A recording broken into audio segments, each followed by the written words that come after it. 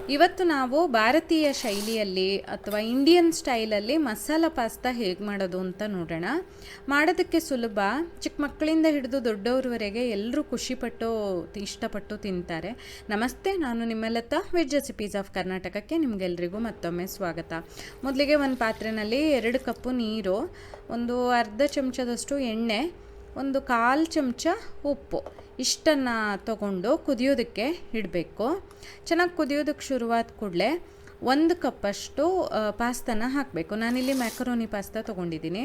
ನೀವು ಇದೇ ಥರ ಇರುವಂಥ ಬೇರೆ ಯಾವ ಪಾಸ್ತಾ ಬೇಕಾದ್ರೂ ಹಾಕ್ಬೋದು. ಪಾಸ್ತಾ ಅಂಗಡಿನಲ್ಲಿ, ಇದು plain pasta, ready to eat ಅಲ್ಲ, ಅಂಗಡಿನಲ್ಲಿ ಸುಲಭವಾಗಿ ಸಿಗುತ್ತೆ ನೋಡಿ. ಹೀಗೆ ಅವಾಗವಾಗ ಒಂದು ಸ್ವಲ್ಪ, ಇದಿಲ್ಲ ಅಂದರೆ ತಳದಲ್ಲಿ ಹೋಗಿ ಕುತ್ಕೊಂಡ್ಬಿಡತ್ತೆ.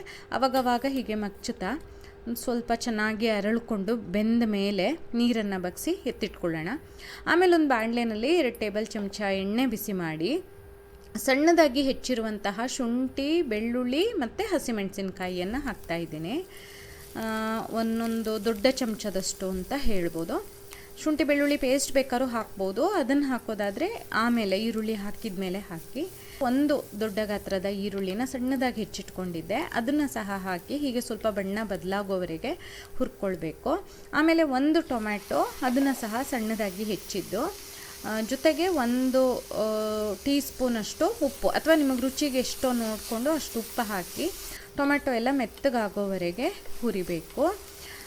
ಇಷ್ಟು ಅಂದರೆ ತುಂಬ ಮುದ್ದೆ ಏನು ಬೇಡ. ಇಷ್ಟು ಹುರಿದ ಆದಮೇಲೆ ಒಂದು ಸಣ್ಣ ಗಾತ್ರದ ಕ್ಯಾರೆಟು ತುರಿದಿಟ್ಕೊಂಡಿದ್ದೆ, ಮತ್ತು ಒಂದು ಅರ್ಧ ದೊಣ್ಣೆ ಮೆಣಸು ಅಥವಾ ಕ್ಯಾಪ್ಸಿಕಮನ್ನು ಹೀಗೆ ಹೆಚ್ಚಿಟ್ಕೊಂಡಿದ್ದೆ. ಅವೆರಡನ್ನು ಹಾಕಿ ಅವೆಲ್ಲ ಸ್ವಲ್ಪ ಬಾಡೋವರೆಗೆ ಹುರಿಬೇಕಾಗುತ್ತೆ. ಇಷ್ಟು ಹುರಿದ ಆದಮೇಲೆ ಇದಕ್ಕೀಗ ನಾವು ಮಸಾಲೆ ಪುಡಿಗಳನ್ನು ಹಾಕೋಣ. 1 ಟೀ ಸ್ಪೂನು ಅಚ್ಚ ಖಾರದ ಪುಡಿ, 1 ಟೀ ಸ್ಪೂನ್ ಧನಿಯಾ ಪುಡಿ, ಒಂದು ಅರ್ಧ ಚಮಚದಷ್ಟು ಗರಂ ಮಸಾಲನ ನಾನಿಲ್ಲಿ ಹಾಕ್ಕೊಳ್ತಾ ಇದ್ದೀನಿ. ಇದು ಎಲ್ಲ ನಾವು ಇಂಡಿಯನ್ ಸ್ಟೈಲ್ ಏನು ಮಸಾಲೆ ಅಥವಾ ಬೇರೆ ಪದಾರ್ಥಗಳು, ತರಕಾರಿ ಎಲ್ಲ ಇದೆಯಲ್ಲ, ಆ ಥರ ಬಳಸಿ ಮಾಡಿರೋದ್ರಿಂದ ಇದಕ್ಕೆ ಇಂಡಿಯನ್ ಮಸಾಲ ಪಾಸ್ತಾ ಅಂತ ಹೆಸರು. ನೋಡಿ, ಇಲ್ಲಿ ಕ್ಯಾರೆಟು ಮತ್ತು ದೊಣ್ಣೆ ಮೆಣಸೆಲ್ಲ ಸ್ವಲ್ಪ ಚೆನ್ನಾಗಿ ಹುರಿದು ಬೇಯಿಸ್ಕೊಂಡ್ಮೇಲೆ ಒಂದು 3 ಚಮಚದಷ್ಟು ಟೊಮ್ಯಾಟೊ ಸಾಸನ್ನು ಹಾಕ್ಕೊಳ್ತಾ ಇದ್ದೀನಿ. ಟೊಮ್ಯಾಟೊ ಸಾಸ್ ಮನೇಲೇ ಸುಲಭವಾಗಿ ಮಾಡ್ಕೊಳ್ಬೋದು. ನಾನು ಆಲ್ರೆಡಿ ವಿಡಿಯೋ ತೋರಿಸಿದ್ದೀನಿ, ಅಥವಾ ಅಂಗಡಿಗಳಲ್ಲೂ ಸುಲಭವಾಗಿ ಸಿಗುತ್ತೆ. ಟೊಮೆಟೊ ಸಾಸನ್ನು ಹಾಕಿ 1 ಸುತ್ತು ಮಚ್ಚಿ ಆಮೇಲೆ ಒಂದು ಸ್ವಲ್ಪ ನೀರು ಹಾಕಿ ಈ ರೀತಿ ಗೊಜ್ಜಿನ ಹದಕ್ಕೆ ಮಾಡ್ಕೊಳ್ಬೇಕು. ಎಷ್ಟು ಬೇಕೋ ನೋಡಿಕೊಂಡು ನೀರನ್ನು ಸೇರಿಸ್ಕೊಳ್ಳಿ.